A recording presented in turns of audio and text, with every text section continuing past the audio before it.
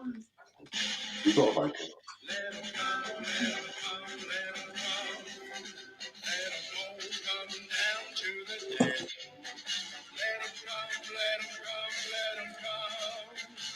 We'll only have to beat them again. It's the best team in London, no, the best team of all. Everybody knows us, we're called Millwall. Let them come, let them come, let them come. Let them all come down to the den.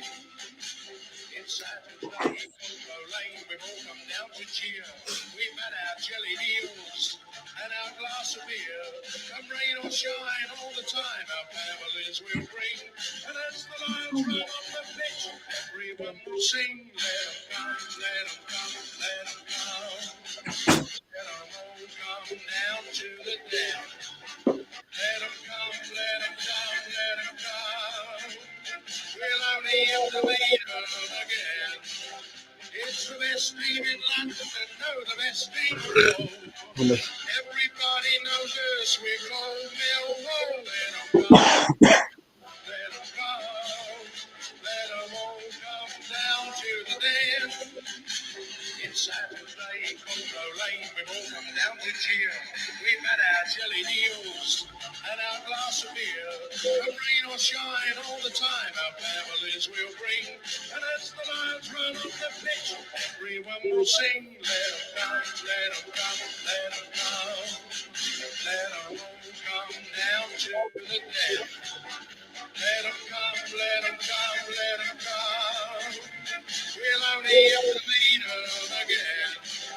It's the best team in London, no, the best team of all. Everybody knows us, we're called Millwall. Let them come, let them come, let them come. Let them all come down to the den. Let them all come down to the den.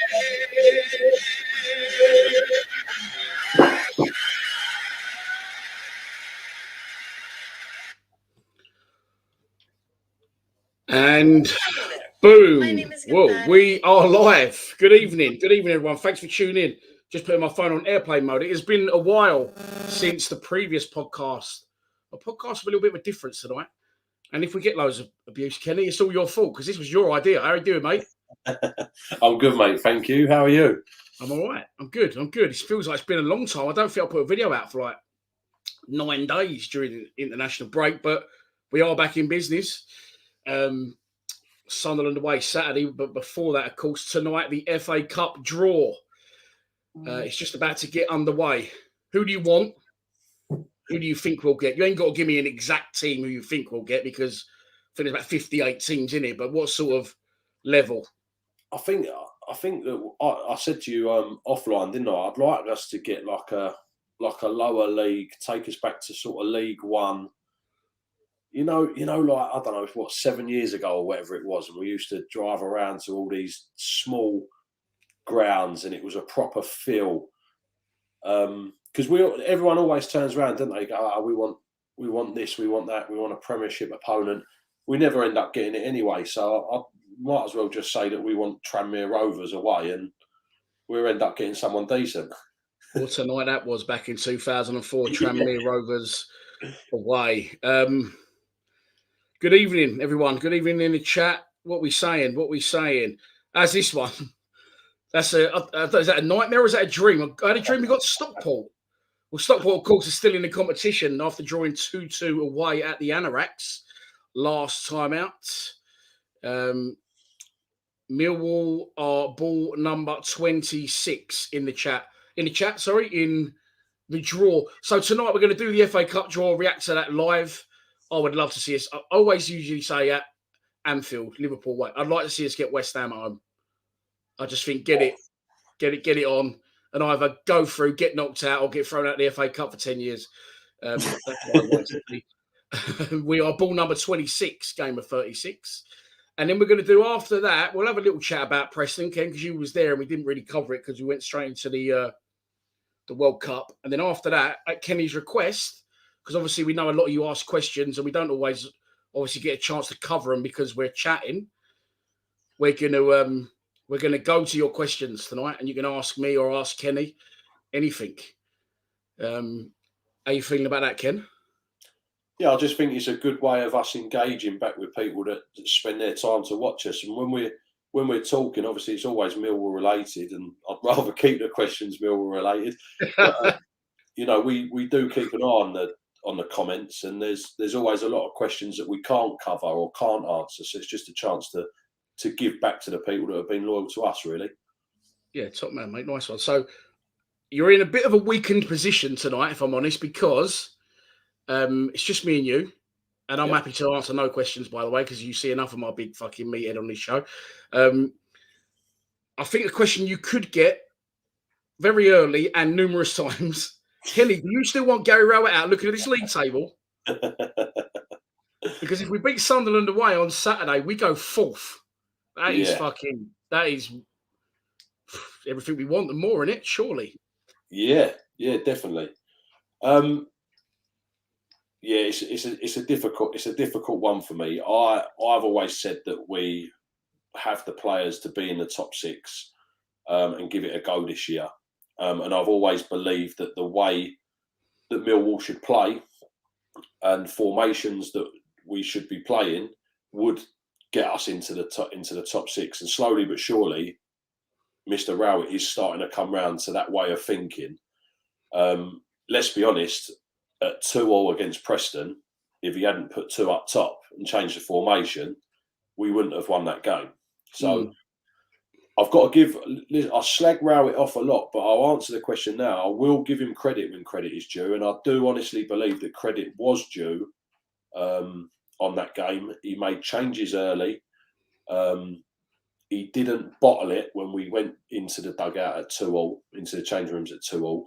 He went for it. He changed formation, made changes early, and done everything that probably we would have moaned about if we'd lost that game. So you've got to hold your hands up on games like that and go, yeah, he got his spot on. Maybe a newfound bit of confidence in the players. I don't know.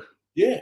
I've seen it's relevant. I've seen like on Twitter and stuff the other day, people calling Gareth Southgate Gareth, or putting Gareth Rowett, saying that he's got the tools to win the games on the bench, but he's too worried about losing them. Yeah. But as you say at Preston, no complaints, mate. Got the job done, and the Bermondsey Bergkamp on absolute fire. Oh, mate, honestly, he was an absolute joke. And that goal in real time, you know, just being there, we were right in front of that goal. And you probably could have passed that ball to 40 strikers. There only would have been 1 or 2 that would have done what Zian Fleming done there. I mean, I know that I was never a striker, but I would have just hit that. I don't know, most people watching this stream would have just hit that. Rush of blood. Yeah. But the calmness that he has, he's far too good already for us. Yeah, you know? Good news on that for once. Not that we just beat a whole host of clubs to beat him, but it seemed like we went in right at the right time. I read an article where there's no buyout clause on his contract, although we do always let players go for silly cheap, don't we? If they waived the dollar, we probably would sell him in Jan. Mate, and it's fucking crazy. We're talking about selling him in Jan. Or clubs want to buy him already. Like, bear in mind, he missed the first 4-5 games of the season. Yeah, he didn't play a lot of it, did he? They were trying to bed him in gently, and I think that there would be an absolute uproar. There'd only be one person that would sell Zian Fleming, and that would probably be Berylson. I don't even think Rowett would want to sell him. No, definitely not. We beat a whole host of clubs to his signature. There's no buyout clause. We beat off late competition from Olympiacos and other clubs abroad. Others still wanted him, but they hadn't yet sold ex-Mill player Harry Toffolo and someone else at Forest. They didn't quite have the funds to do it. So it looks like we got in for once and got in right at the fucking right time with him.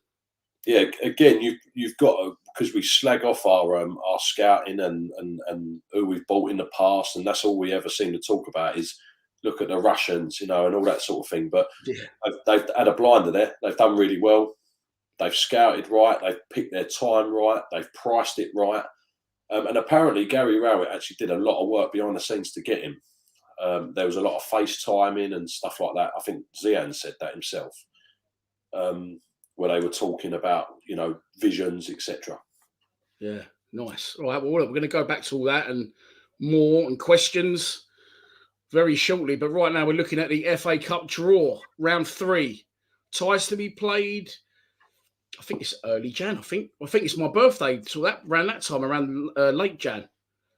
There you go. Let's have a couple of good evenings. Jacob Waydays. Oh, it's just a moo. Andy East. Good evening, Dan. Good evening, everyone. How are we? The Stockport dream is a cheese dream. You had too much cheese before bed, mate. Mia Dobson's trying to say by that. I think that it's rigged. Millwall in the freezer as we speak. Roy Grant, good evening. Jim Milsom, good evening.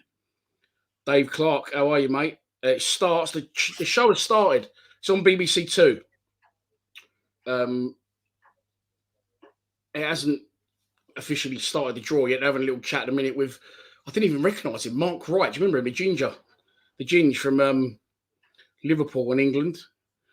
Completely bald now. No ginger mullet for him no more. Chris Brown, how are you doing, mate? Very well, thank you. Grace, good evening. Christian Bastinelli, good evening, Dan and Kenny. Harry wants Newcastle away. That will be a good one, mate. Of course, there is the opportunity to go to Newcastle away for people, sort of. This weekend is we're the only championship game. We are playing Sunderland on Saturday. We're back in action. And it's all systems go after that. Games coming up over Christmas against Luton away, Watford away, Rotherham home, Bristol City home, Wigan home. Good knowledge. Anyone at home. Yeah, I always wanted a big away day, but I really enjoy the big home games at the Den. Gillingham away. God, no, not during the winter. But yeah, Bournemouth on TV. I think we've done that one already, and we won 2-0. Pompey away, or Charlton away. We might get Blackburn, says Vicky Roof. We may well do. Do you know what? That would be the sort of shit draw we would get, wouldn't it? Tony Russell, good evening. Right, we're just waiting for this draw to start. Good morning from Thailand, Dean Callard. Been there before as well, haven't we? Millwall v Leicester City. What's your greatest... Come on in, Ken. What's your greatest Millwall FA Cup memory while we're still waiting for the draw? I think for me, as a youngster, it's going to be the Everton game. I think the Everton game was better than the Leicester game. Hang on, as a youngster? Yeah, because you're going to go down to you're going to go Arsenal, aren't you? Well, I might Arsenal. Well, I've spoken about that a couple of times, right? Arsenal are ball number 2, Chelsea 12, Liverpool 21, Man City 23. So we want 21, 23, 24 United, Spurs 39. 2, 12, 21, 20. It's like fucking doing the lottery. Some big clubs in there, some very small ones as well. Some non-league clubs still knocking around. Yeah, I think, to be honest, mate, the Arsenal way, I couldn't actually believe it. Like, I didn't think it ever happened. Us to beat Arsenal away, which it did, of course. Sir Stephen Ov, how you been, mate? It's been a while. Yeah, that's very true, Steve. I think Kenny was sort of alluding to that. Right, I'm taking the comments off for a minute because I don't want someone to fucking ruin the draw for me. Ken, try not to go too mental if you see it before. Oh, you're watching it. You're watching the comments, haven't you? I'm talking to you, mate. I'm just for this minute. Could you move a bit closer? Could you move a bit closer to the camera? It's a little bit dark. That's better. I'll put the light on if you want. That's all right, man. That's fine. Right, draw is underway. Mark Wright dips his big ginger liver-spotted hand into the bag and he pulls out number 30. Preston North End. Oh, Preston North End will face number 17. Huddersfield Town. That's a shit draw for both of them, isn't it? Yeah. Okay, next up, number 25, Middlesbrough away. We've been there together. Yeah. Middlesbrough away will play number 8. Brighton and Hove Albion. Okay, another 2 teams I'm not interested in. This is good so far for us. Eliminating all the shit. Ball number 61 is Chesterfield. No, we've been there before. We didn't know each other then, though, but we was both there. We'll play ball number 41, West Bromwich Albion and Jed Wallace. Not interested in those 2 teams either. This is good so far for us. Number 23, this is a big side. I can't remember who it was. Manchester City at the Etihad will face. Come on, give us something good. No. Chelsea. Oh, fucking hell. Man City, Chelsea in the 3rd round of the FA Cup. What are the chances? That's ball number 56. Charlton or Stockport. Is MFC 1885's cheese dream just about to come true? No, it's not. Because they will face the winners of that tie, will face Walsall. Ball number 57 is next out. Boreham Wood. We've been there before. 2-0 winners. No, we'll play 47. Accrington Stanley. Who are they? Exactly. Is the suspense killing you, Ken? Yeah. It's not doing my blood pressure any good. Okay, next out. I missed that. I went really quick. Tottenham Hotspur at home. Come on, we'll take this all day long. 52. Pompey. Portsmouth will travel to the Tottenham Hotspur Stadium in the third round of the FA Cup. Next out, 64. Fuck me, it's quicker than bingo, this. Derby County, not us. No. Derby will face Barnsley. Fucking hellfire in round 3. Number 11 is Cardiff City. That's the sort of shit draw we get. I'm going there on the 21st as well. Come on. Why? We're playing them. Oh, fair enough. We'll play Leeds. Cardiff Leeds. Oh, that'd be lively. Fuck me. Ball number 7, Brentford. I want to tip the ground off. Well, I thought that was it then. It isn't. It's ball number 42. Brentford and West Ham. Bollocks. Brentford, West Ham, a London derby. We'll get a home draw, I bet. Number 1, Bournemouth. Not us. No. You don't want Bournemouth, yeah? This is the type of shit we'd get. No, Bournemouth, Burnley. So quite evenly matched ones so far, isn't there? Yeah. Who's left? Liverpool, Arsenal, Man U. Big ones. Next up is number 13, Coventry. Nah. Been there fucking loads of times. It's like my second home. We'll face, I thought it was it then. It was 46, not 26. We are ball number 26. Wrexham are 46. They'll travel to the Ricoh Arena. Next up is ball number 28. Norwich City. No, please, no. No, it's not. Blackburn Rovers versus Norwich City. The big 3, Arsenal, Liverpool, Man U, still in there. Everton still in there. I'll take that away. Oh. And next out is Aston Villa. We'll have a home tie against Stevenage. I don't know why I thought, mate, that's not far away from each other, really. Bit weird. Number 22, Luton Town. Of course, we will travel there on the 18th of December. We won't be travelling there again in the FA Cup because they have been drawn home to Wigan Athletic. What a shit draw that is. Going down to the wire a bit here. Ball number 59. Oxford United. Been there before as well. Yeah. Oxford United will face Arsenal at the Kassam Stadium. Liverpool, Man U, Crystal Palace, I'll take, and Everton are still in the mix. And Newcastle. And Leicester. Don't really want Leicester, though. Everton, Newcastle, I'll take. Palace, I'll take. That's Fleetwood versus QPR, of course. Now managerless after Michael Beale went back to Rangers. Liverpool, next out at Anfield in the third round of the FA Cup. Yes, please. No. We'll face Wolverhampton Wanderers at Anfield. And the numbers are dwindling. And there's sort of a few names I'm not really interested in becoming more prominent. Number 45, Grimsby Town. I've been there before. I'll do that. Penalty. I'll do that. Yeah, Grimsby's it's a shithole, but it's not going to be us anyway. They're playing Burton. Number 6, Blackpool. Oh, no way. If we get Blackpool or Huddersfield away, it was 29. It was close. It was Nottingham Forest. Next up, 58 is Dagenham and Redbridge or Gillingham. And they will face number 20, Leicester City. Good draw for Neil Harris's side if he can get them through to the next round. Tell you what, mate, we're going to Old Trafford here. 51 is Forest Green Rovers. I've been there for you know the drill. No. Birmingham. Forest Green versus Birmingham. Another one not a million miles apart. Next up is Bristol City. Please no. Please not Bristol City away. Number 38 will play Swansea.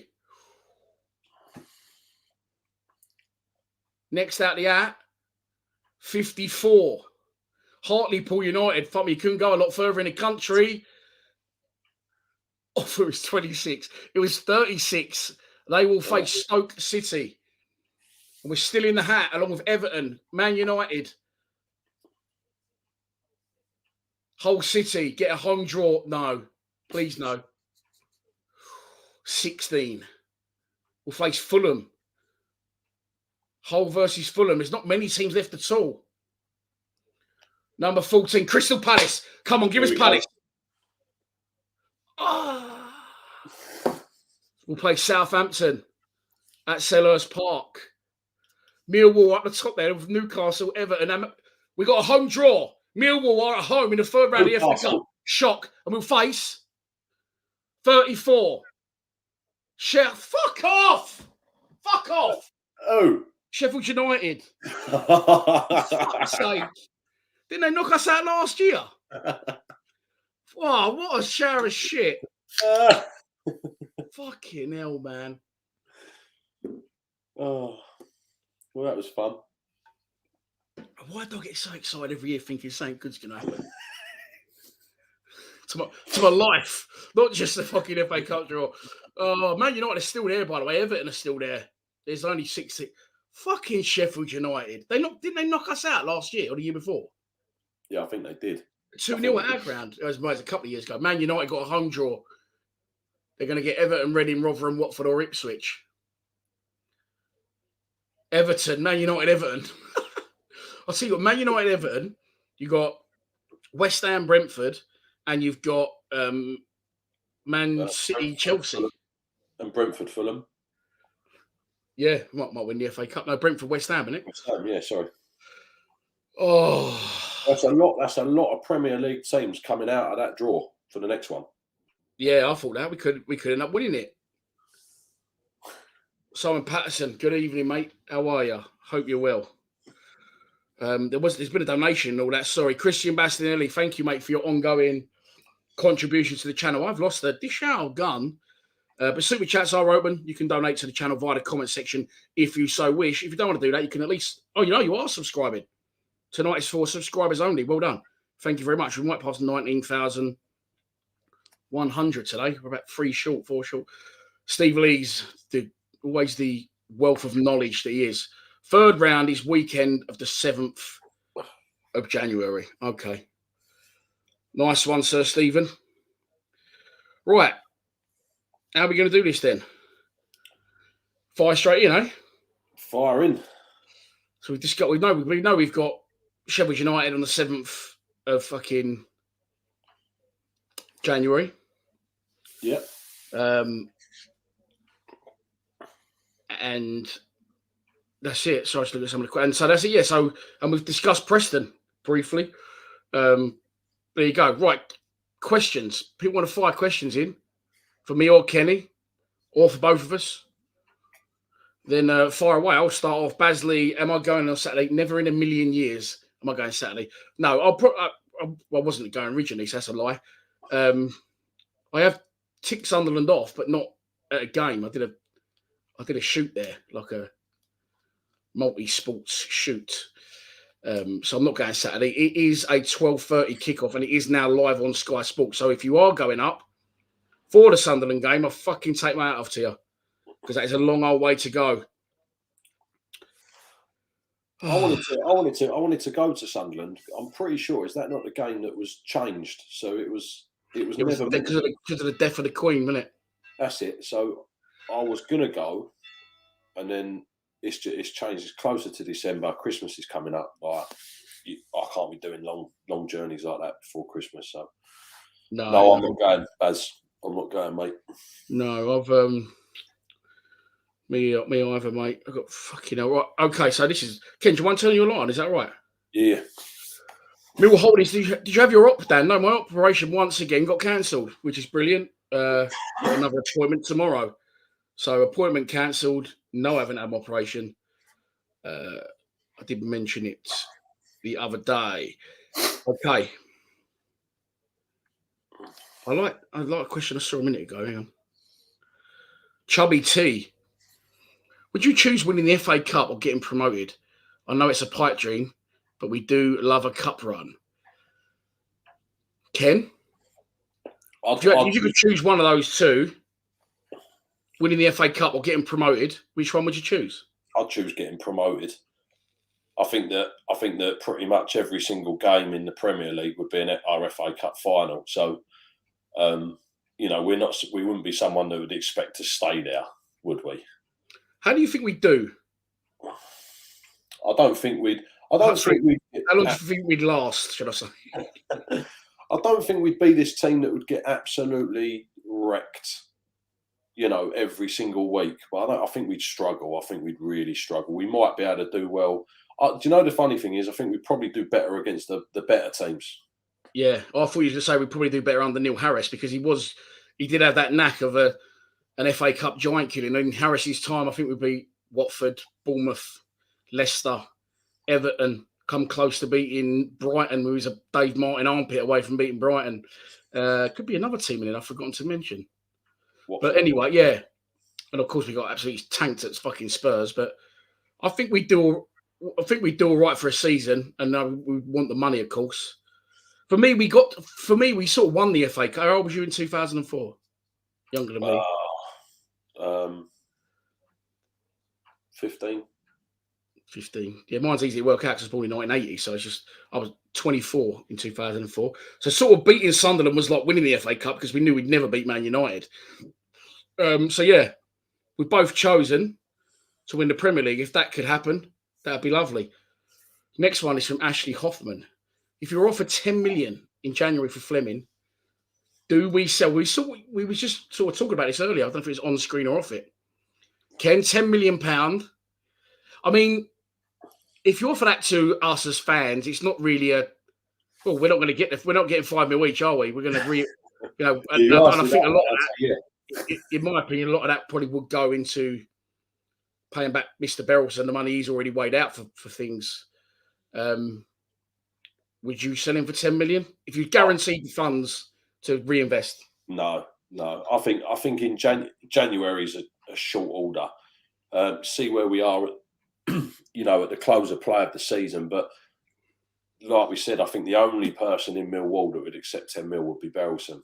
I don't even think Rowett would sell him for 10 if he had the choice. No, it's a good question, but it's of no advantage to Rowett or us fans to sell him for 10 million, is it? Because we're not getting any money.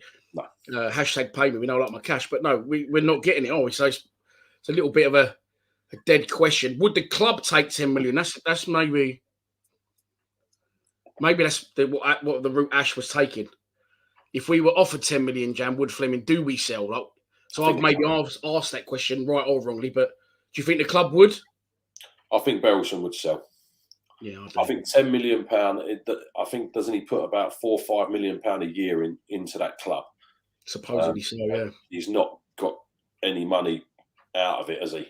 So, yeah, I would presume he would sell.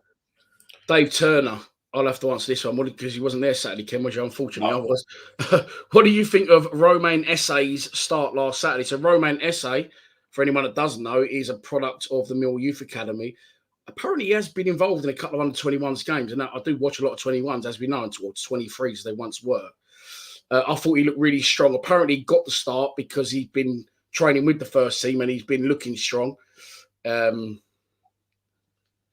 he's got a great attitude, unlike someone else who I told you about before we've been on air, Ken. Obviously, I can't mention now.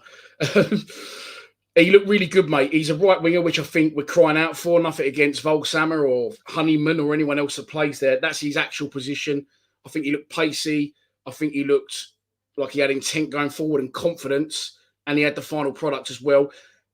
The difference between him and maybe a Tyler Bury was he tracked back vigorously. Maybe it's because it was his debut, but he lost it a couple of times. He chased all the way back to the edge of our box and won the ball back with slide tackle. So he looked really good, and the future is bright, in my opinion. Also good to see Nino Abdum Malaki get minutes in that game. He made a last-minute clearance off the line, which I forgot to mention in my full-time reaction. Steve Lee just says, sorry, guys, off to band rehearsals. We'll catch you next time. And I agree with whatever Kenny says. Liam Fisher. The person that's going to be backing me tonight is gone. That's what I'm saying. This podcast is you off a couple of times, just between personal chats. This podcast now is as much yours as it is mine. Like the channel's mine, but the podcast, like you're nicking people off me. Steve prefers you now than You're like the new character that come in and. Love you, Steve. Yeah, Sunderland game is live on Sky now. Good evening, Stephen Ball. We have been very lucky with home draws. It's random.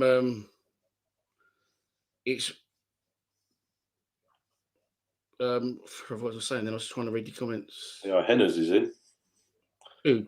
My Henry. Yeah. Is he?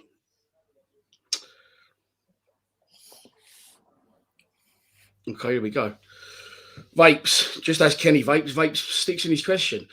With a few strikers now, but Vogel's not scoring, etc. Think we need one more decent striker is the missing link. Do you think a decent striker is a missing link, Ken? I think that Vlogslam has been extremely unlucky. He's been played in a position that he's not used to playing. He is an out and out number 9, isn't he? The problem is you've got Bradshaw in that position, and we almost stick him on the right so he gets some game time. I don't know. If you're going to go to 2, then I wouldn't be against having Vogelslammer and Bradshaw together.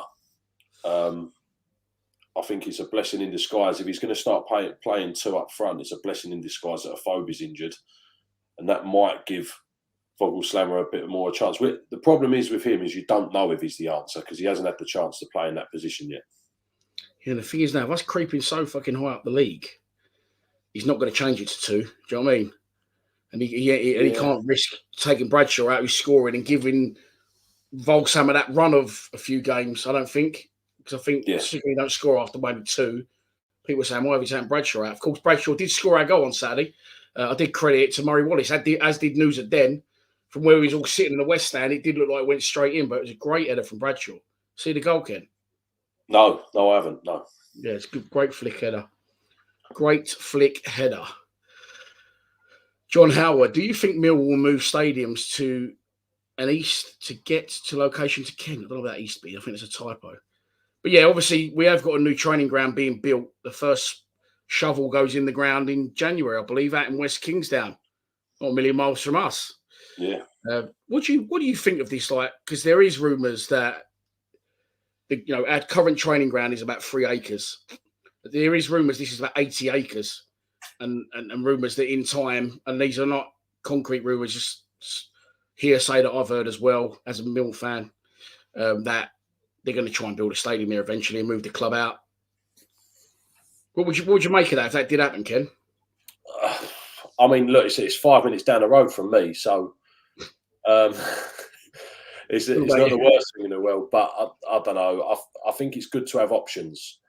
You know, there's been a lot of news, grief, bad, negative news about the Den being where it is. And I'm pretty sure it probably won't be long until that then comes back up to the surface and there's something else wrong. It's obvious that they're obviously trying to get that ground knocked down at some point. So I think to have the option of potentially having a new stadium built somewhere else in the future, I think that's a good option to have. But it takes a Millwall out of Millwall a little bit, doesn't it? I think people probably say that when we move to the new Den. Yeah, true. But the new Den was... I'll put that light back on. Yeah, new Den was literally a stone's throw. But this is obviously completely shifted, and I think that would completely dilute and shift the pattern of our fan base. Shall I say that? Is that right to say? Yeah, I agree. I think it will become a lot more family friendly. Well, it's already family friendly, but I think it will become, like you say, something that a lot of Mill fans won't want, which is happy clappy. And there is also the risk as well. You know, when we don't fill the Den, do we? Exactly. You go and build somewhere even bigger, could end up in a fucking MK Dons situation, which you don't want to do. What a lovely stadium, though, by the way. Well, MK Dons, yeah. I stayed there once so I'm just going to put the football on because Portugal and Uruguay on. It's a chill one tonight, people. This is how we enjoy ourselves, eh? Kenny's fucking around with his lighting. Oh, Uruguay, Portugal, Uruguay's already underway. 35 minutes gone, 0-0 in that one. I stayed at the MK Dons Stadium, and there was actually playing that night. I was there for work. and I've got a room where you can fucking look, like the curtains pulled back, like similar to Blackpool. And they played that night. Who did they play? It went to penalties. It went on to, I was trying to go to bed in the end. It was still fucking going. It was like 8-7 on penalties. I think they won in the end. Someone else asking about the move to Kent. There is no smoke without fire. Jim Crack says, how would we do in the Prem with this team? We just sort of answered that one, mate. And that is my son. Oi, oi. What time does it start? Sorry, Matt, I think you've missed it. We've got Sheffield United. Nothing to write home about. Mark Mason, Kenny, would you pick a full strength side for Sheffield United in the FA Cup? Yeah. I'd pick a full strength side against anybody, but if you're going to play a full strength side, then at least give a couple of the youngsters a chance on the bench. And if you can get them on, then get them on, because especially if we're round where we are now. Say we beat Sunderland and we're fourth. Let's be honest, the aim has got to be to stay in that top six.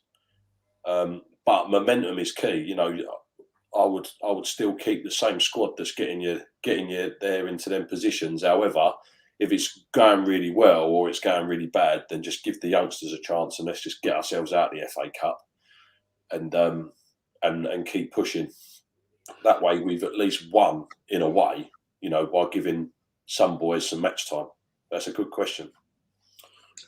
Yeah, and I think we saw under Neil Harris that when he had a cup run, sorry to keep going back to Neil Harris, but we had some good cup runs under him in very recent years. So it's nothing against Rowett, but we don't do as well in the cups under Rowett as we saw this year against fucking Cambridge.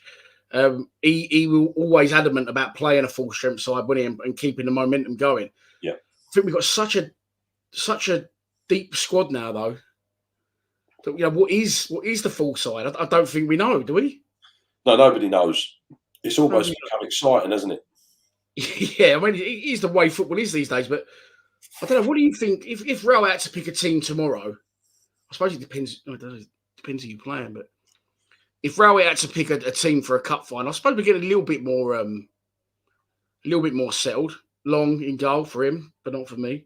McNamara, Murray Wallace, Cooper, Hutchinson, Mitchell, Saville, Fleming is nailed on by those three now, isn't it? And then Bradshaw up front. It's the two wides. Dave Turner, you are right, mate. It was originally going to be called the London Stadium, our ground, built on Senegal Fields. Eventually got changed to the new Den, and now it's just the Den, isn't it? This is one that my old man, I remember Mum and Dad's earlier, my old man went, "Seen that geezer we're after?" Ryan Porteous from Hibernian, we was in for him last summer, I think, has rejected a new contract. And he's a centre-back. So it's out on some Millwall outlets. I don't usually, to be honest, lately I've been so busy, I've not really been checking like I vigorously do. But Ryan Porteous is at Hibs. It has broke. I think it's on News Now or Mill 24/7. I don't use those sites, but I know a lot of Mill fans do. There's nothing wrong with them. I just don't personally use them. Ryan Porteous rejected a new contract. Any weight in him getting as a centre-back? I don't know, because I don't know if you know, we got, I think, Hutchinson, Bulkowski and Cooper all out of contract at the end of the season, Ken. Yeah, there's a couple more as well, isn't there? There's a couple more, but I think Bennett, I think Malone. Malone, yeah. But I think defenders-wise, I mean, to me, I don't see that Porteous thing as a great thing. I see it more as a thing in, oh, okay. Would someone leave? Do you think Jake Cooper would leave in the summer on a free? Well, it seems weird that those three who are have been the core of our defence for 3-4 years, let them run down their contracts like they have. It's the Millwall way, I suppose, isn't it? Yeah, there's got to be something in motion to be getting these guys to sign a contract. It can take time, can't it? I'll probably be more worried sort of March time and nothing's happening. We'd be in trouble. But, for a team that's in the top six, at the moment we seem to be doing the right things at the right time and going in the right direction. you would think that they'd be wanting to sign a new contract, wouldn't you? Yeah, Dave Turner says Cooper and Hutchinson aren't going anywhere. I hope. I do hope as well. One thing I want to go back to, 5 questions in for me and Kenny in the group chat, or whatever we call it, the stream chat. Anything you want to ask us, football related ideally. We discussed the Preston game and the highs of it from the side of the goals we scored, and you actually praised Rowett for once. I'll actually run that back on social. And a Fleming hat trick. This is, as we both used to play in goal, this is one that's divided opinions between me and you, and it doesn't happen often. George Long. And a lot of people ask me, why has Bart been dropped? So, Ken, why has Bart been dropped, do you think? And what's your thoughts on Long and the Bulkowski situation? I don't think Bart's done anything wrong as such. But when you look at him as a goalkeeper, he's a fantastic shot stopper, like a brilliant shot stopper. And apparently at the weekend he done a couple more shot stopping, like sort of quick reactions. Yeah, he made a couple of really good saves, yeah. But I'm telling you now, you hit anything hard and low to his sides, he can't get down to him. He can't. His legs are gone, I think, personally. So he still has some great attributes, but I just don't think he has the attributes to be so persistent. And I think we're starting to get found out. We love Bart so much that sometimes we let a lot of things go. But I don't know if you remember, it was a home game, and like the ball just trickled under his leg, nearly went in. And I'm behind the goal on all away games. Well, obviously that they let us sit behind the goal, and I deliberately sit right behind the goal. And I'm on a cold blow on home games. And some of the goals that he lets in, you do sit there and think, I would have got that. If it's hard and low. If it's anywhere near him, 6 yards around him, you're gonna bet your house on it, aren't you? But so with Long, he's younger, he's more athletic, his distribution is brilliant. And for me, it's the right time to make that change. And it's a transition, isn't it? It's a transition. You know, it happened with David Ford. At some point, Bart's 35 now. He's going to have to make way for a younger player, as with all of our players. They can't play on forever. I think maybe because of the fan love and because he's been back-to-back player of the year, Bart, that maybe everyone thought, that he played to the end of the season and then maybe have his hand shaken and thanks very much, Bart, and now we'll put Long in. But that's not football, is it? There's no room for any sentiment. No, sometimes you have to, and that's probably a good thing, having a manager that's not a Millwall supporter, because, we think with our heart a lot, and, you can go back to when we used to talk about, when I used to talk about Billy, and I weren't his biggest fan back then, was I, sort of a year ago. And I felt like a lot of people backed him because he was Millwall. Yeah. But now, I do it on facts and my opinions. Maybe I'm just a bit more ruthless with my emotions. I don't know. But yeah, so back to Bart. I think everyone wants Bart in because they love him. Yeah, I want Bart in because Long should have saved both goals on Saturday. Nah. What was he doing for that second one? What was he doing? He didn't even attempt to dive. He just sunk on one knee. Yeah, was that the was that the corner, the cross? No, that was the first one. The second one was Ched Evans' header across goal. Yeah, so I do find that a bit peculiar, and it looks like he was concentrating more on his near post than what he was thinking that was going to go across him, and he didn't have any reaction rates. But to be fair, you would have had Bart in that situation because Bart would have got that. Yeah, he would have done. It's difficult. We're a bit dry on questions. We're getting asked sort of the same questions. Don't get yourself blocked, Mill Holdings. It's not worth getting blocked over. Don't ever mention that name on the show again. No, we definitely don't need that clown back. I'll tell you what, that was an interesting. Yeah, 5 questions in for me and Kenny, and the thing could be about Rowett. Maybe that we're doing really well, and me and Kenny have both previously wanted him out. Could be about a player. Could be about. Could be. You can ask us a history question. You can test us. You can ask us anything you want. Favourite colour? Favorite colour? Why did you have a favourite colour as a kid? It's obviously blue, but strange. What was I going to say? I can't remember what I was going to say now. Oh, I was, yeah. So about the Archer thing. Oh, sorry. That was random, wasn't it? He fucked off straight away. QPR, Michael Beale, he's gone back. He's gone to Rangers. Yeah. It's a weird one, that. Aren't the QPR owners, they're a bit of a nightmare to work for? And do you remember there was a documentary about them? Pretty sure there was a documentary about it. Yeah, they're Italian or something, aren't they? A little bit eccentric, but I don't think that's played a part. I think Bill started at Rangers. They've offered. I'm surprised he's gone back. I know it's Rangers, but I just think, and I like Rangers. You know, I've fucking been up there. I follow them a bit. Do you know what I mean? But they're so bad in Europe that the only thing they can ever do is doing. I mean, people may argue they got to the final of the Europa last year. I think they lost on penalties, but you know they're so bad in Europe that it's not really a lot up there for you, is other than winning the league. It's going to be you or Celtic anyway. I've seen a great question. Which one? By Richard Lacey. I knew you were. I'd be drawn to that. Does Ryan Leonard get back in? This is one of the few things as well me and you disagree on. But go on. Does Ryan Leonard get back in, Ken, once he's fit? By the way, he came off the bench against Preston, didn't he? Yeah, for 5 minutes or something, wasn't it? And he wasn't involved on Saturday. That's all He's I'm probably saying. Injured again. Right. Okay, does Leonard get back in? No, he don't get into that free, that's for sure. But what I would say is that he is a fantastic sub to have. I would rather have him there than Callum Styles floating about not knowing what he's doing. 100%. So if you've got the option to put Ryan Leonard in there, I'd take him off for Saville.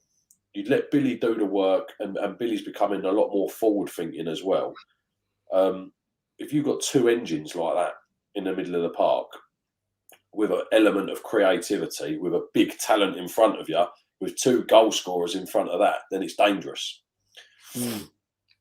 So my thing would be he gets on the bench. For me, yeah, if he's fit, I'd have him on the bench. I think he's got good experience.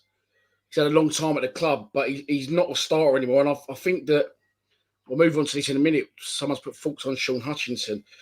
I'm just on my phone because I'm just going to look at Ryan Leonard's Wikipedia page, because Ryan Leonard, Liverpool. Must be another Ryan Leonard. Ryan Leonard has been at the club since 2019, and he's played 83 games.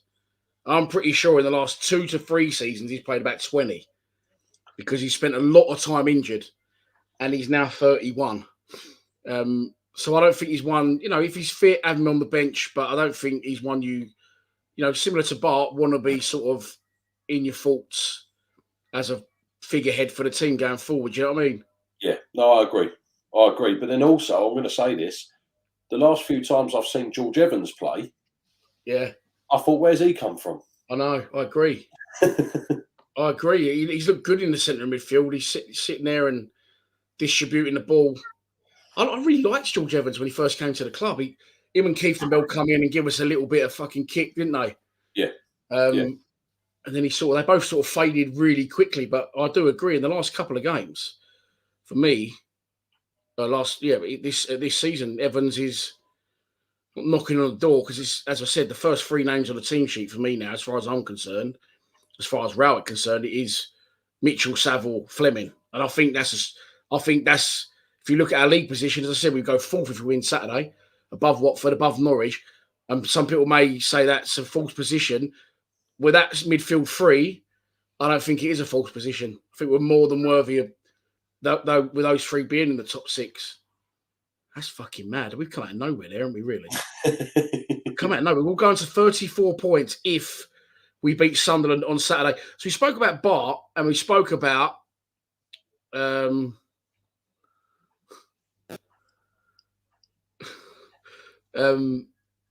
someone's names on here. We spoke about Bob, we spoke about Ryan Lineker. We both said, you know, right, yeah, they're both good, but they're both kicking on. So how do we feel about Sean Hutchinson? Thoughts on Hutchinson, says Marky's Adventures. What sort of adventures are you going on, Mark? I'm interested to know. Yeah, Thoughts on Hutchinson. He did come off the bench on Saturday, which is good. Looked strong when he came on. I think we play 10 times better when we have Hutchinson on the pitch. Yes, this is the thing. I know he's aging, but Yeah. I think we get him to play till fucking 40 if we can. Yeah, he's a leader. He's a leader.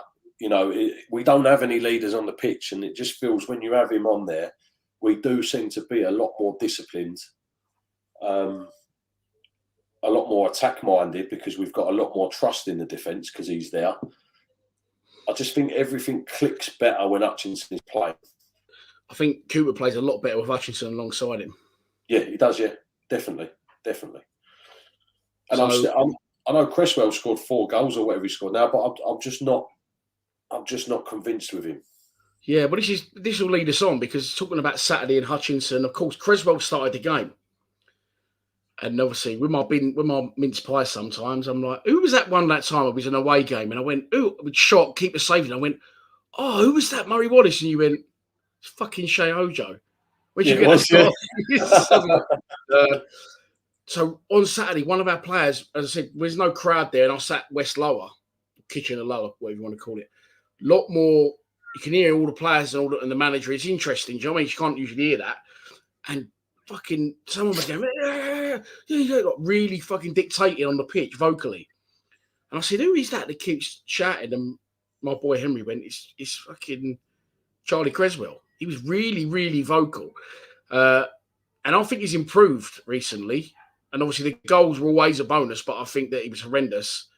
But he's obviously no mug. He wouldn't be at Leeds and be as highly rated as he was. Would you get rid of the Leeds 2 in January? They sound like they've done something bad, don't they? The Leeds 2. Would you get rid of them in January, says Mark Mason, Shackleton and Cresswell. Ken, what are you saying about them 2 in January? Yeah, I would. Yeah. I mean, Cresswell's not going to be... Cresswell's always going to be priced out of our budget anyway. And I think he's worth more to Leeds than what he would ever be worth to us. In my opinion, I don't think he's that great defensively. I don't.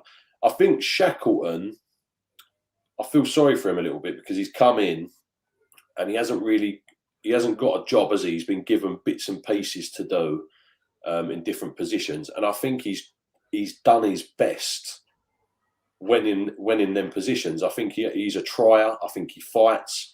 I think he genuinely cares about whatever club he's playing for and works hard for the cause. But the problem is that we've got people in his position that are better than him. Yeah, we have actually got the option to buy him, haven't we, as well, I think, Shackleton. Yeah, I just think our money would be better spent elsewhere, to be honest. Yeah, I wouldn't be excited. You know, no. Again, I think if you did sign Shackleton, you've got a ready-made. Well, you know, he's all right. You can have him at right wing back. You can put him in centre midfield or even left back if you need to. Yeah, he's a bit of a utility player, but I don't think he'd come cheap at 24 years old. I was expecting personally bigger things from both of those. Yeah, and there is an argument, you know, from an outsider looking in that don't go to Mill games. Charlie Cresswell, Mill were fucking 6, and Charlie Cresswell scored 4 goals. You know, he had that worldie of a fucking debut where he scored 2. So I think my mate Connor come on the channel, who does the Leeds channel, and he said, you know, Shaq's, you know, Cresswell's another entity, you know, he will go on and do great things, but Shaq has sort of found his level in the Championship, so I wouldn't be over keen to buy him. And neither would you. People are asking about new players, what strikers do we need? I'm not really savvy on fucking players from other teams, Ken, are you? Not really. I know what positions we need and the type of striker we need, but not really individuals. Talking of individuals, this is what the name I laughed at a minute ago. Pug at the Millwall's Denshaw's. Okay. What's your thoughts on Scott Malone starting, Ken? I like Scott Malone, and I don't think he can defend for toffee. And I've always said that if you're going to play him, you're better off playing him as one of the more attacking left positions, because we always seem to stay wide anyway in that situation. He's, I don't know whether he has now, but he, say 2-3 weeks ago, had the most assists out of the whole of our Millwall squad. And Yeah. if, all right, fine, he takes free kicks, but also Sean Hutchinson has taken free kicks, from a longer distance. You still have to get corners, you still have to get them on the button, and it doesn't seem that there's any other player that is capable of doing that.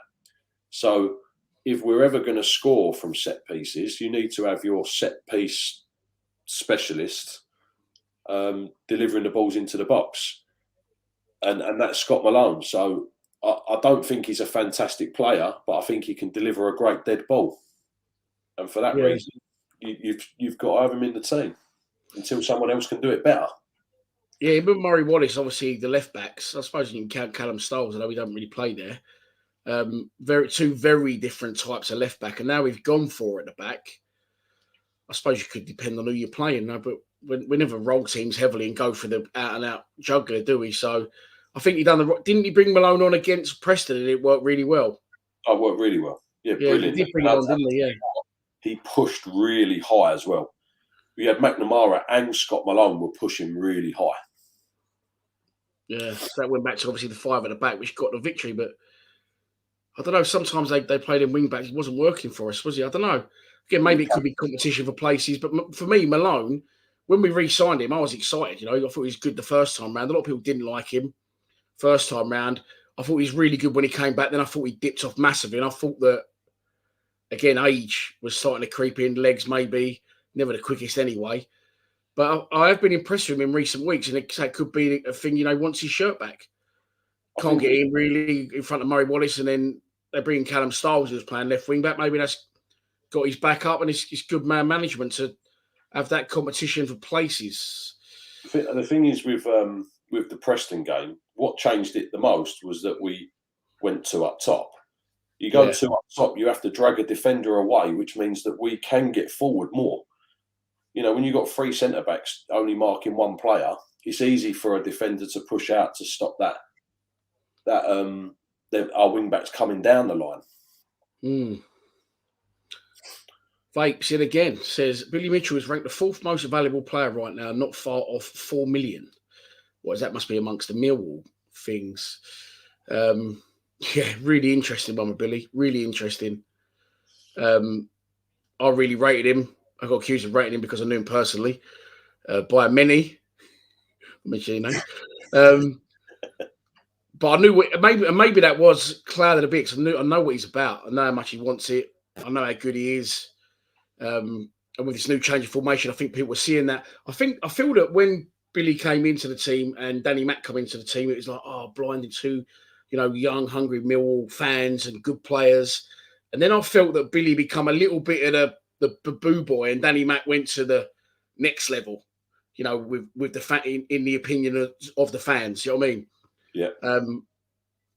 Which I didn't really agree with. And then Danny Mack had the little saga, didn't he, with a QPR thing, wouldn't it? And then I think since then, Billy's come in and he's formed that partnership with Savile. And I think people are now seeing what I previously did, or maybe he has improved further. I would still like to see him weigh in with a few goals. But yeah, again, another one that we discussed in depth, Kenny, off camera. Does that surprise you that Billy Mitchell is now ranked our 4th most highest valued player? No. Look, as you know, it's not that I didn't rate him. I actually had this conversation with his old man. And it's not that I don't rate him. I think he's going to be brilliant for Millwall. And I've always said that, could potentially be a future captain. But if you go back 6 months or 6 months to a year ago, he wasn't doing the things that he's doing now. Not in a million years was he doing it, right? And he was making bad decisions. He was making mistakes. And that's why I didn't rate him. However, you can't just say that it was because of him as a player. We also have to understand that he does play under instruction. Of course. And Ryan Woods, just for the record, was a good player, but he was crap at Millwall because he was told to do certain things. But whether Billy has either this is what's happened. Like either Billy is immensely improved, or Billy's been allowed to have the shackles off, or Billy's gone, fuck you, I'm going to have the shackles off. Like one of them three has happened. And I can't have anybody tell me any different. Billy Mitchell is 100 times a better player than what he was a year ago. See, I don't think he is. I think he's good. I remember he went on a mad, that's not based on one run. He went on a mad run down the left wing, cutting and a dipping shot just over the bar. I think what he wants to retain the ball. But sometimes in a team full of bad players, there's no point you retain the ball and the next one fucking gives it away anyway. Yeah, I mean, we have improved as a team, and I think we're better players around him. You know, now we're retaining the ball as much as he used to or try to. We're actually as a team now retaining it more. So it looks like he demands the ball. He demands the ball a lot more now, which he never used to do. And I think that is just down to experience and you know, match experience, more knowledge of the championship. You know, we've got to remember he's a young lad. And I'm just looking at his Wikipedia. Right, he's 21 years old. Yeah, he was 21 in April this year. Since 2019, he's played 70 games for Millwall. In the championship, in the team that's doing well. That's, for a 21-year-old, he's been playing the first since he was 19. He's been pretty much never present for 2 seasons. You know what I mean? Yeah. But he's only scored 1 goal. So, Bill, if you are watching, I have dug him out about his shooting boots before he needs to find him. But, yeah, that doesn't surprise me now. And I think he's rightly back amongst the favourable players at the Den. Dave Turner, is there another friendly this week behind closed doors? There is I don't know if it's at the Den, but we are playing Leyton Orient at some point behind closed doors this week. Another player we just mentioned a minute ago. Not John Marquis. Do you think it was right to sell John Marquis? Well, in fact, he's now playing for like fucking Newport or someone. I'd say so, yeah. We just discussed this. Would you offer George Evans a new contract? Ken? It's just a difficult one, isn't it? Because the problem is you don't know where you're going to be in what is it, June, July, or whatever it is. You don't know where you're going to be. In Premier League.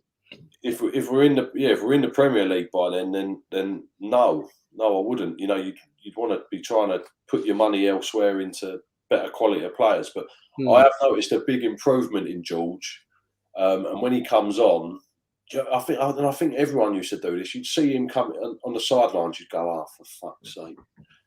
You know. But the last few games, you're like, "All right, you know, let's see what he's about." And I think he's done really well when he's come on. You can't argue with that. So if we're still in the Championship, yeah, give him a contract. No, I wouldn't give him like a 3-year contract, but like no. I'm just looking. He's 28 next month, Evans. And the thing that struck me with Evans when we got him, I did say this at the time. In 2 years for Reading, he played 59 games. In 3 years at Derby, he played 34 games.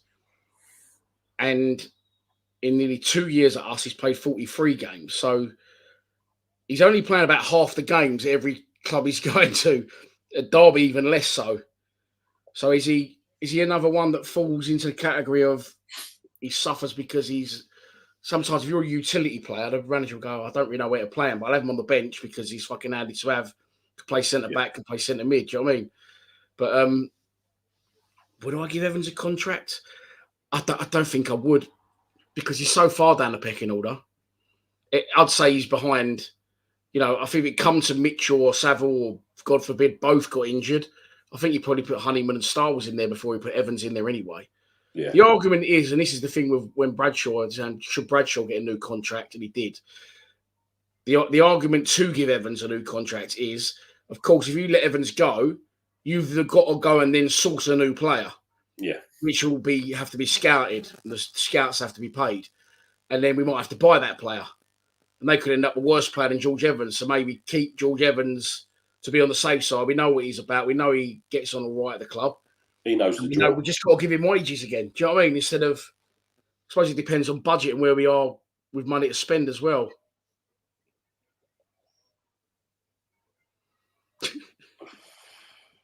I'm not going to make you ask that one, Ken, because that could get all good. The answer is no. I know what you mean. I didn't want to read it out. Then moving on. Did we reckon if by some miracle England make the final day, they'll postpone Luton away? So obviously on Saturday, mixing it, doing a crossover with the World Cup, which is obviously it's on now. If England win the group, which I fully expect us to, the only way we won't is if we lose to Wales and Iran beat USA, which isn't happening. I think that then we'll play Sunday. If we come runners up in the group, we'll play Saturday, which means, Sunderland, I'm assuming that's why it's an early kickoff. But of course, and it's a fucking big if after the USA game, we make the World Cup final, it's on the same day as Luton away. Do you think they'll postpone the Luton game? No, I think that's why they've put it on the time they've put it on. That'd be weird though, wouldn't it? Watching Millwall winning straight into fucking the World Cup final. Yeah, I'll be honest with you. I had Danny all over that. He wanted to go and do Luton and then do the World Cup final with England. I just thought it'd be the best day of his life. So, but no. Yeah, I think it would be too much, wouldn't it? Yeah. What's that? Visiting football grounds, league and non-league. I don't know what that could. And cathedrals. Oh, that's the fucking thing over the road. The bells here go non-stop. They go like 7 times a day, and I've actually looked into it. Well, that's what he does on his adventures, isn't it? Is that yeah. Sorry, mate. With you. Oh, so you go to cathedrals, right? Okay, he's asking my question from earlier. Yeah. I thought you meant I'm at a cathedral with there's a convent of nuns that live over the road. I'm going to hell. Hopefully they don't fucking suss me out.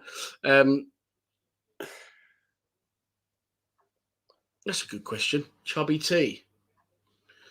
Seeing as we don't have much money as a club and rely on the loan market, do you think we let too much youth go before they get a chance with the first team? I think there's definitely a breakdown somewhere online. Youth teams do really well and very few of them make that breakthrough. Seems like they're starting to at the minute. I think it's hard to ignore the fucking youth we've got at the minute because they are doing so well. However, I think it also depends on the manager. And I don't think that Rowett is a great love, in my opinion. I don't know this, but reading between the lines, there's been a few more involved in recent months, maybe, than would have been over the last couple of years. But I always say, look, we ain't got a lot of money, so we've either got to find a Fleming, a gem from abroad, find a non-league gem, or grow our own. However, in defence of people like Rowett, I've backed many a youngster to come into our first team and do well, and they've ended up playing for fucking Bromley and teams like that. So, I think it's very difficult as well, isn't it, at the moment? Because you can have a lot of players that are doing really well under 23 level, but all of a sudden, let's say we win on Saturday, we're 4th in the table. As a manager, how much are you going to risk putting on a player that has no championship experience? Just to give him a run for the sake of his progression. And let's be honest. Do you think Gary Rowett's thinking about the fucking under 21s? No disrespect to them. Nah. You could go 4th Saturday. Do you think they're even in his thoughts? I would fully expect it. He's got fucking 25 odd first teamers knocking his door. Why aren't I playing? I think they're. He's probably watching this show. Of course he is. Of course he is. Yeah, Tommy said what I said. Creswell was the most vocal on the pitch against Bromley. Yeah, it's actually good to hear. Now this is a fucking great question. More shit like this, please. Chris Brown, if we could have a statue outside the ground, who would it be? I think this sort of falls into what era you're born and from, I suppose, isn't it? Matt Smith. A Matt Smith and Ryan Leonard double for you.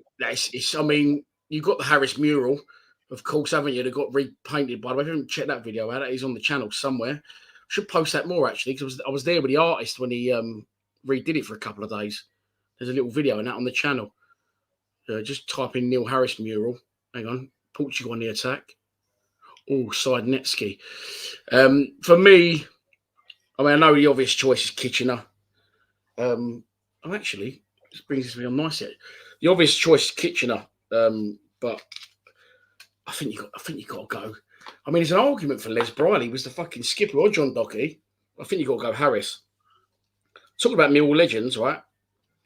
So I went for a little spree of buying stuff on eBay. They're old like trading cards. So that's Keith Weller, right? And they've got Barry Kitchener, yeah, as well. I've got some really, really old ones, right? And I was showing my youngest. He's starting to get into Mill now. We took him Saturday. He went, can we take these? I was like, oh, fuck me. I paid quite a lot of money for this one. I checked it out, right? This guy is massive in the Mill history, but a lot of people wouldn't know him. There's actually a state named after him on the island at Docklands. His name is William Voicey, known as Bill Voicey, right? You ain't going to be able to see this. You might scramble my camera. How old do you reckon this card is? Fucking old. 100 years old. Wow. 1922. Start picking my teeth with it. If you want to know your Mill history, look at William Bill Voicey. He was a fucking huge character in the Mill history. Or you could check out a documentary from the Docks of the Den. Mark Mason said he'll have a statue of me outside the ground. I'll take that.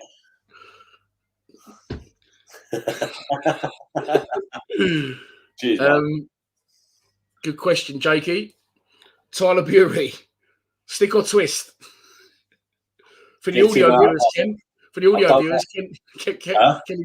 for the audio viewers, Ken is currently shaking his head. Yeah, sorry. Yeah. I can't stand Tyler Bury, and I never have done. I'm being deadly honest. I think he's got a horrendous attitude. He isn't a Millwall player.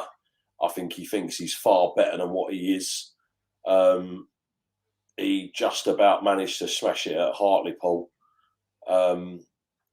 What my argument is what does he offer us as a player? He plays on the left because every now and then, once in 20 games, he'll cut in and have a shot. But he never tracks back. He doesn't tackle. And then if someone has a dig at him, I don't know whether you remember, this is what was the final thing for me. When he should have passed to Vogelslammer, Vogelslammer's ripped into him, and rightly so. He's even in the video, you can see him. He's just like, fuck off, like throwing his hands up in the air, like, who do you think you are talking to me like that? I can't stand the bloke. And, maybe bring him on with 10 minutes to go if we're pushing, because he is quick and, he might get a crossing, or he might score a goal where he scuffs it by accident and sends the keeper the wrong way, but he doesn't offer anything. I'd rather have Scott Malone in that position. I think that, by the way, Portugal 1, Uruguay 0, the greatest to ever do it. Cristiano Ronaldo just scored a header. Messi's not on the same planet as Ronaldo, but that's another fucking debate for another channel, not me. I agree with everything you said there. I saw a lot of Tyler Bury, and this is the thing, like with Billy Mitchell. I saw Bury come in and get so much love from our fans, so much love. He's unbelievable. But ultimately, he just runs up his own arse and falls over 90% of the time.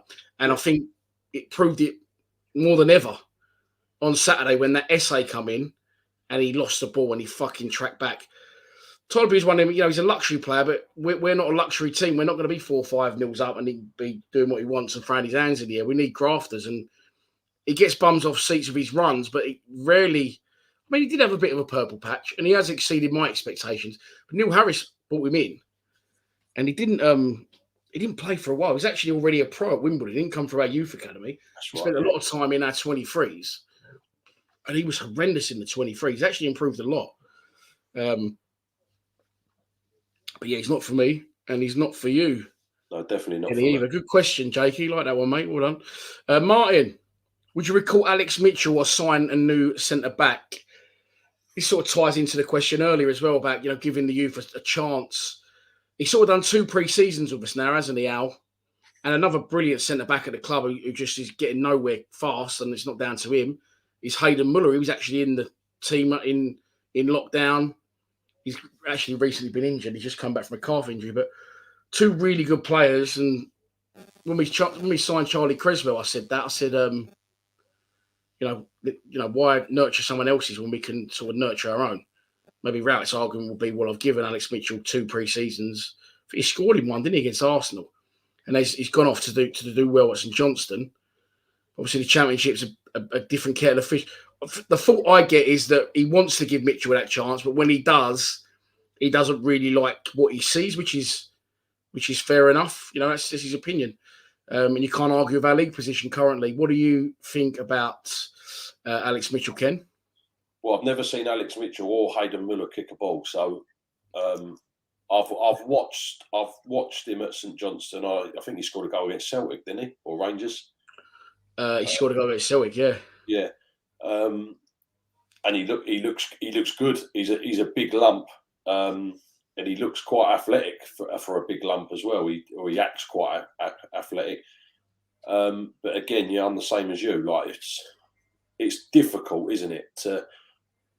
What would you rather do if Hutch is injured? Would you rather have Cresswell, who has scored a couple of goals for us and is the next big thing apparently, or do you go with the unknown, the kid that, or the guy that has never played in the Championship? And it's such a difficult time to put your youngsters in if you don't have to. But you've got to remember as well, a lot of these players, these youngsters at the club for Rowett turned up. They wasn't players that he's thought, we'll have him. Do you know what I mean? And he has got rid of a lot of players that he didn't want first, actual out and out first teamers. So you can understand why he doesn't want to do that. Bradley Watt on Callum Styles or Scott Malone? Well, I know your answer, Ken, judging what we've discussed so far.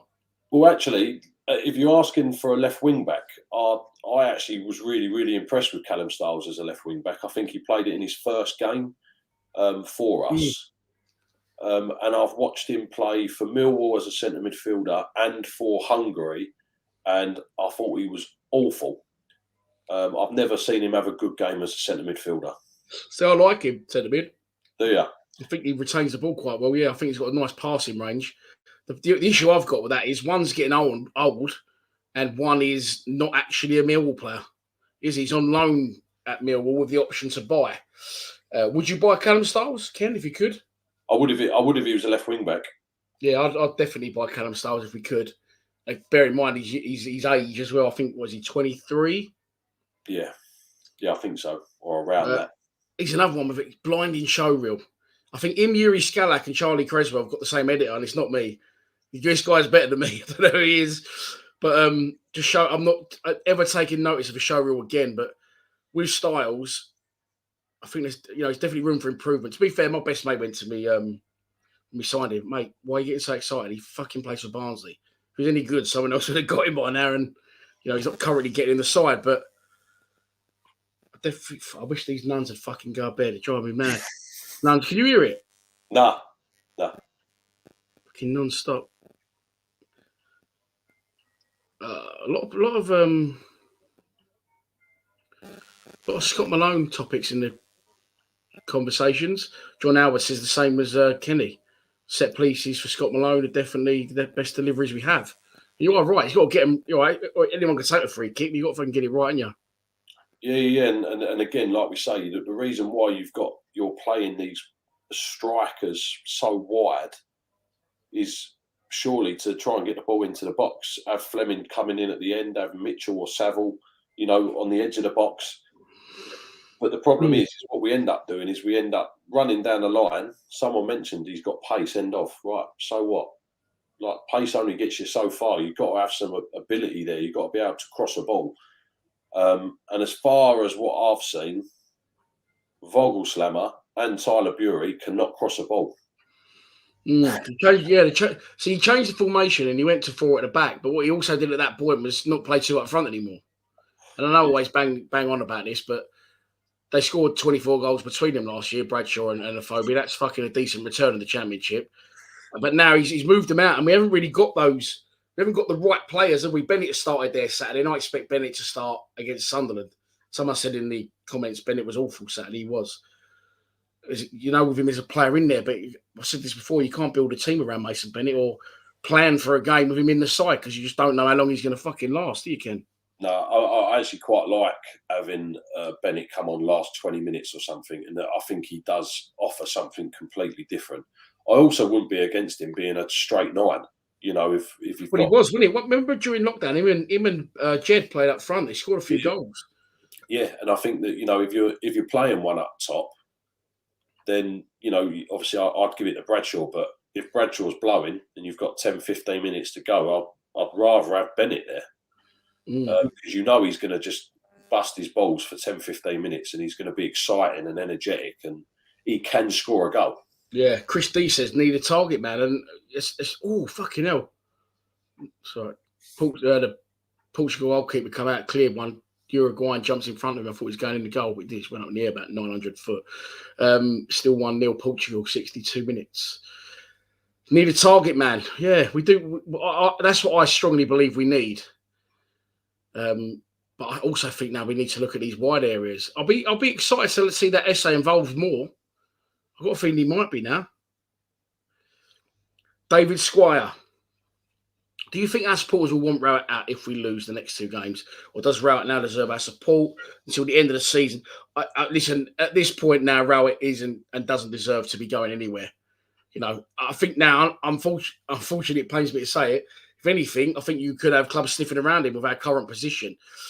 However, I think Kenny will agree what I'm going to say. I think we could have been in this position sooner because he's now finally bowed down to maybe pressure, dropped his slight bit of beliefs, his own beliefs, his stubbornness, and bit the bullet and changed it to pretty much what all the fan base was saying we should have been doing. And now that's why we are doing so well. I think under a different fan base, we don't put on as much pressure as they don't put as much pressure as we do, and he continues to do what he was already doing. But yeah, I don't think you know, if we lose two games, if we finish 10th, 12th, I think I actually predicted between 12th and 15th. It's another successful season in Millwall history, unfortunately. And at the minute, it's looking a lot fucking brighter than that. But yeah, no, he's not going anywhere, Ken. Now, do you still want him out right here, right now? Right here, right now, no. This is the problem, though, is that we always seem to do well because he's dropped his guard and he's been more attack-minded, done everything that every Millwall fan wants him to do. And then all of a sudden, he quickly reverts back to what he used to do. Yeah. And so it looked like that bit at Huddersfield, didn't it? Yeah, David's question is 100% right. You know, in out every game, and the reason why that is because, say for instance, at Preston, we saw exactly what we were capable of doing. And by the way, Preston have done well this season. They haven't conceded hardly any goals. No. I think they was conceded 1, 2 maximum in their games. I think there was four wins out of 5 before they played us as well. Yeah. And what we've done is we've gone and brought it to them. We've done the right formation at the right time. Like I said, he made the right subs. But that's what we've been calling for every single game. And I remember there was a couple of games 3 months ago that we won. And Millwall fans, including me, were walking out of the stadium pissed off. Yeah, I remember them games. Yeah. I remember doing my full-time reaction, man. By the time I'd done it, because I'm shouting into the camera, usually you can't hear. I can hear me, but the people around me can't. And I'm talking into the camera, and there's like 3 or 4 people just looking up at me. There's no one else left. And I was like, I feel like awkward doing it because the ground had just fucking emptied. And we won. I think it's Blackpool. It might have been. But that's the problem. So, you know, if you go back and I don't know, let's say we go to Sunderland and we draw 0-0. Well, if we draw 0-0 and we've defended all game and it's boring to watch and it's not like what we've just seen at Preston, you know, that's when people start getting the And you won't start getting the outs then. You'll get the outs when we then go and play Wigan at home and we do exactly the same there. Don't score any goals, create any opportunities, and we go back to dull football. That's when people like me start going, this is bollocks, he don't know what he's doing, blah, blah, blah, blah, blah. Because all of a sudden we've gone from 6th to 10th again, but we know what we're capable of. It does seem like we get in this position we're in quite often. Do you think if we win at Sunderland now, we'll kick on massive, and then we don't? Yeah. So if we do, we're fucking Wigan away, following up the next week. Could fucking be in the top 3 within 2 weeks. Merry Christmas. Merry Christmas, and it will be a Happy New Year. Surely John Berylson would then go, you know what? There or thereabouts, it might persuade him to invest slightly more than normal in January. That would be good. This is a statement from Bradley Wharton. It's not even a question, but I agree with you, Brad. George Saville improved massively Ken of late. I don't think George Savile was ever a bad player. Yeah. I think he's just refound his form, hasn't he? He's the George Savile of old, isn't he? When we had him before, he's just got that spark back. He looks like he enjoys playing for the club, and he wears his heart on his sleeve. I think he's really started to turn that corner.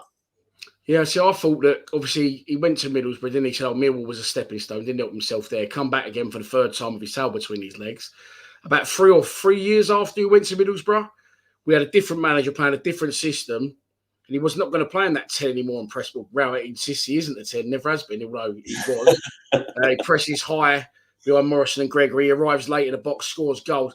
And at Middlesbrough, he played a lot deeper, and I thought that he, 3 years is a long time in football, and I just thought maybe age was creeping in. Maybe he's not the player he was. But he's really surprised me. He's another one along with Evans. I know footballers aren't fat or out of shape, but I think they both look a lot fucking leaner lately. And I think Savile, in my opinion, his game's slightly changed again.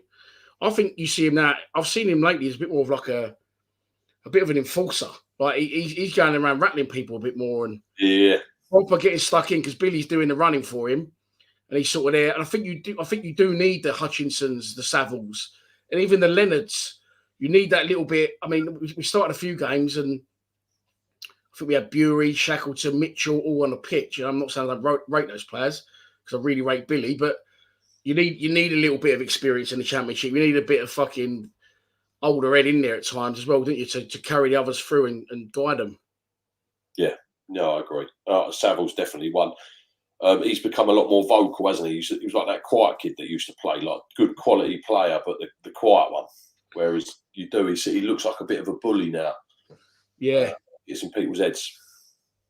Do you know what I've noticed about Savile as well? It's not even like game related, but I've noticed he did it on Saturday, he'll come over at the end, he'll always give his shirt away, he'll always sign stuff after. So they call him Posh George, and he said Millwall was a stepping stone. Always seemed that he's got a lot of time for the fans, if I'm honest. So just watching a goal mouth situation almost, but it's not now. Portugal still 1-0 against Uruguay. 20 minutes to go. Your first 11. We've done this, have we? Let's do it again. I'll do it because it says Jiu-Jitsu boy, so I don't want to piss him off. Don't want to get folded up like a pretzel. I'd go with Long in goal, Murray Wallace left, McNamara right, Cooper and Hutch in the middle. Yeah. Two midfielders of Saville and Mitchell. In front of them, Fleming. Yeah. And then another two. That leaves me only another two, doesn't it? 5, 6, 7, 8. 9, 10, 11. All right, so I'd have to have a 3. So I'd put a.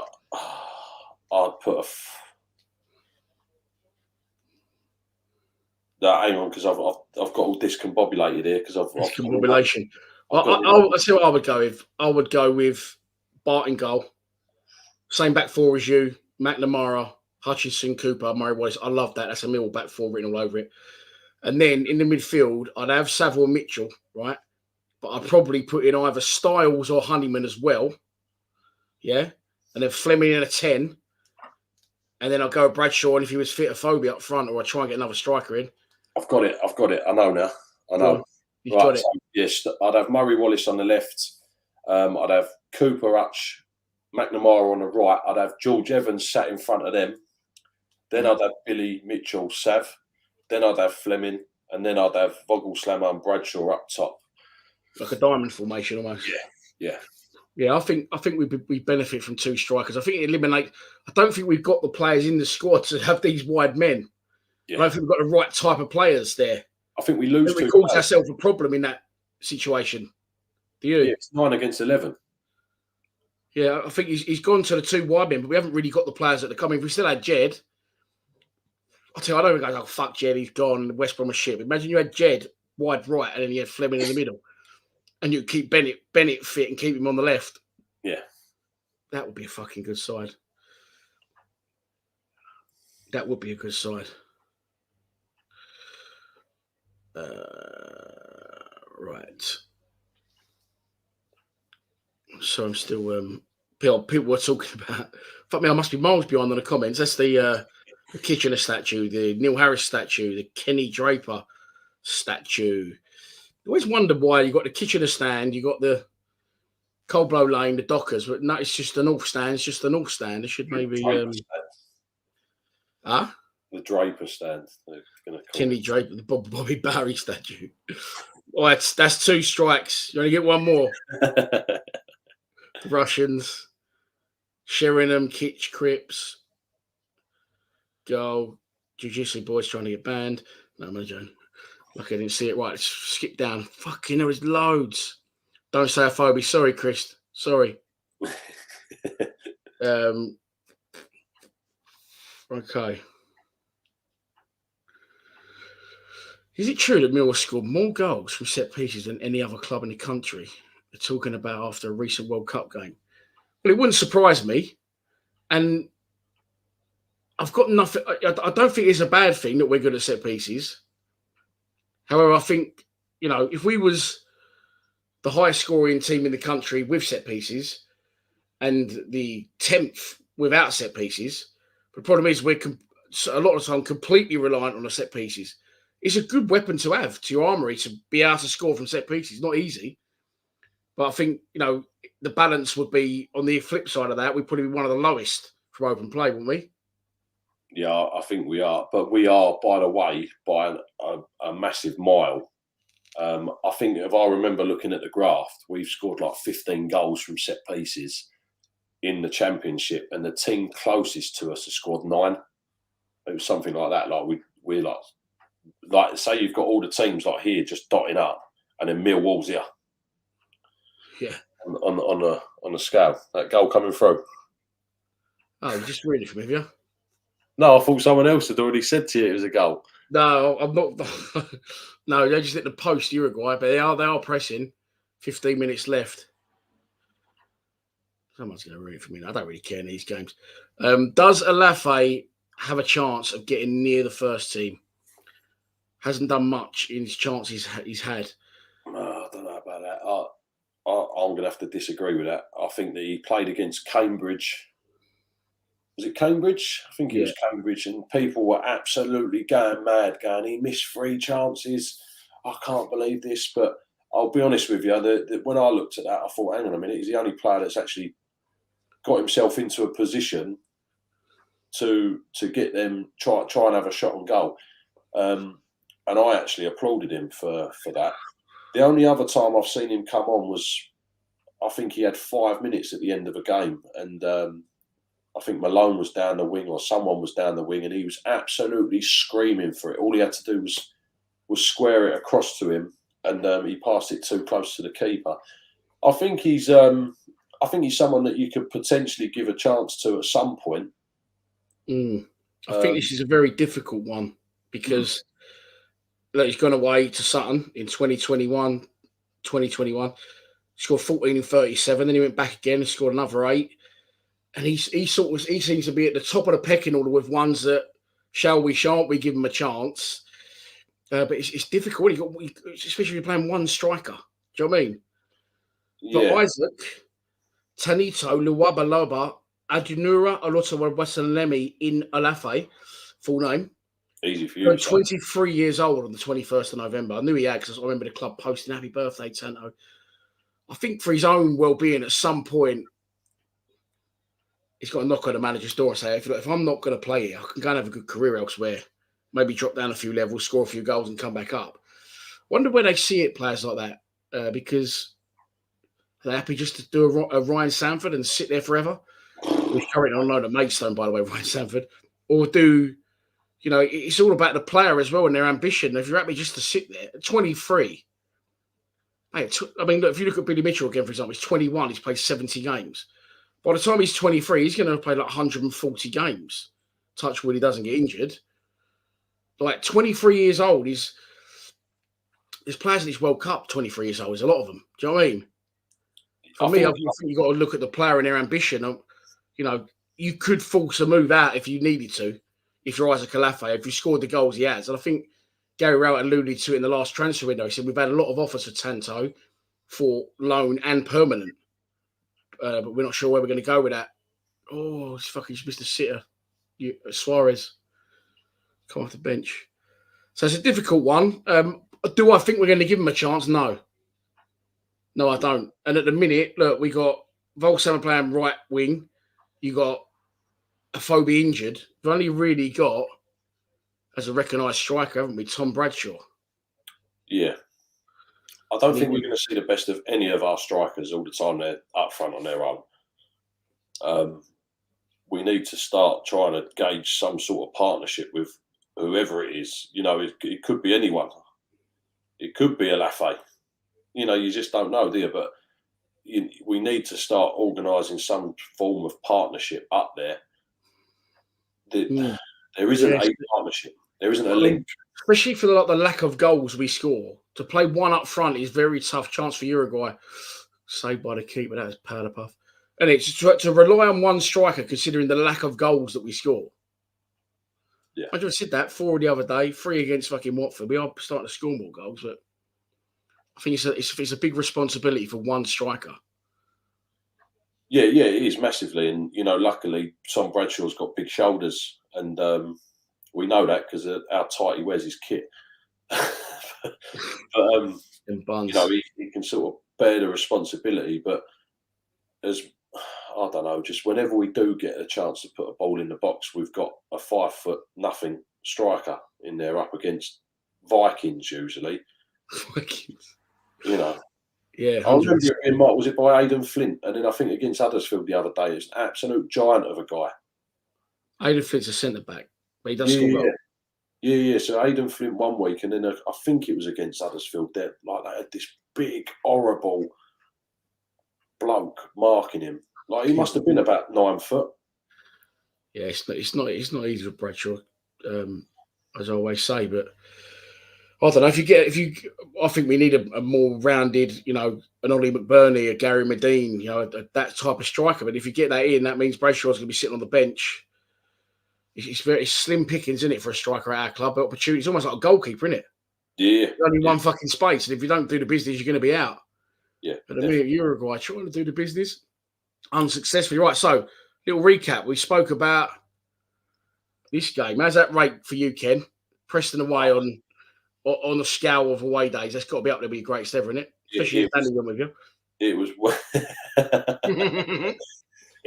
100% up there. It was you know, when we went into half time, because I'll be honest with you, Ched Evans absolutely tore Cresswell a new one for the first half. His movement, by the way, is incredible. But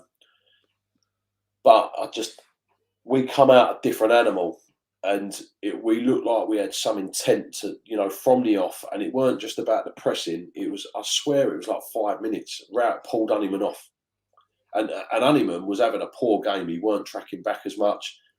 A lot of people were moaning in the stands, and it's almost like he was linked with us, you know, for once, or was listening to us for once. And he said it's the same thing, sort of thing. Yeah, Honeyman was off you come, you know, and it just changed everything round.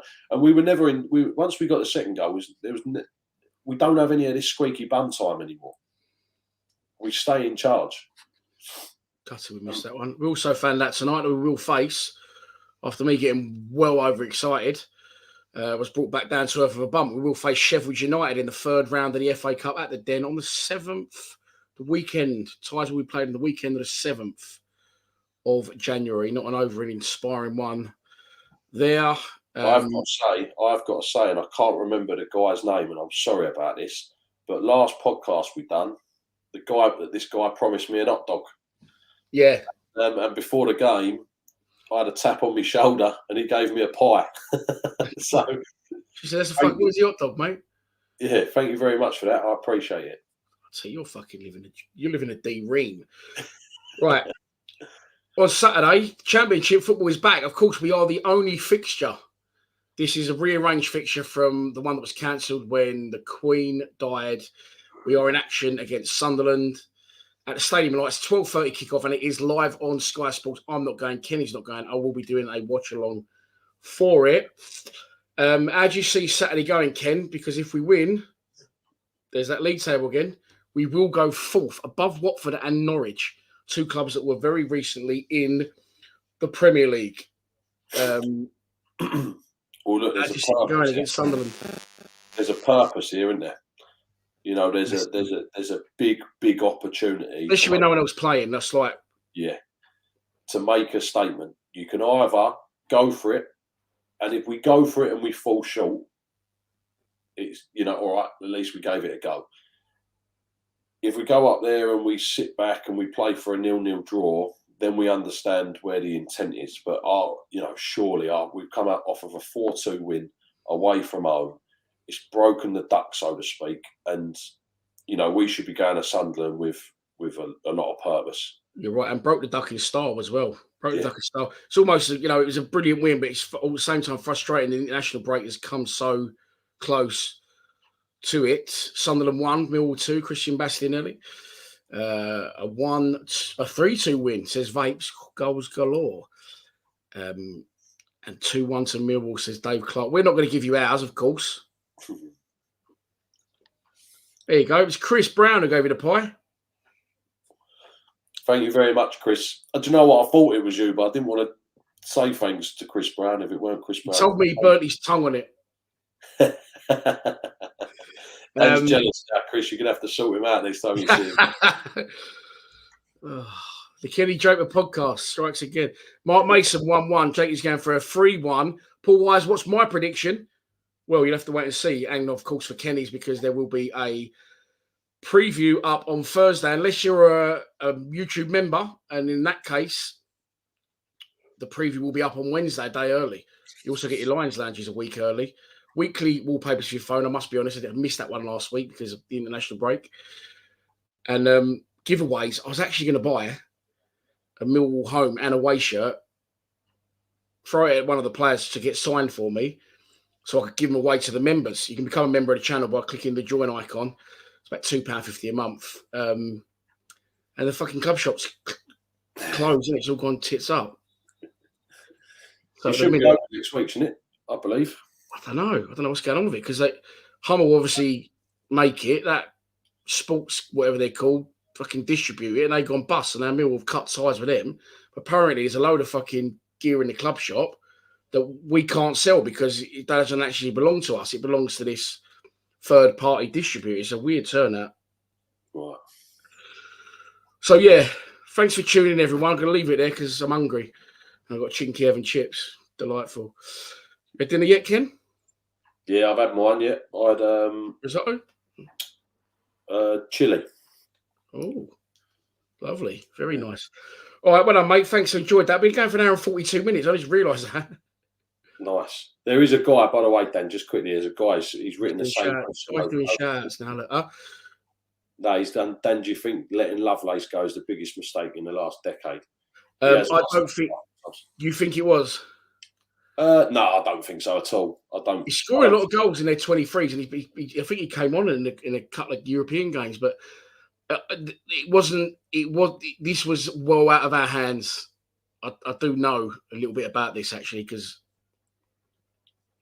someone came up to me in a bar in Beckenham and introduced himself, and very close to the situation. And he had a good chat with me about it, and it was completely out of Mill's hands. They tried to keep him, but there was never any intention from the other side to stay at the club. So there you go. But yeah, it's a shame on that, because I think he will be a good player. But just let's wait and see what this Romain Esse does, because he looked good on Saturday. Long may it continue. Right, thanks for tuning in, everyone. There will be a preview up Wednesday if you're a member. If you're not a member, it'll be out Thursday. It'll be a score predictions as well. And I'll be live streaming from in here from around 2:30 on Saturday. And then we're back at the Den the following Saturday for the final game, home game, before Christmas. Then Luton away, Rotherham at home, Bristol City at home, Watford away, FA Cup, Bosh. It's all going on. All systems go.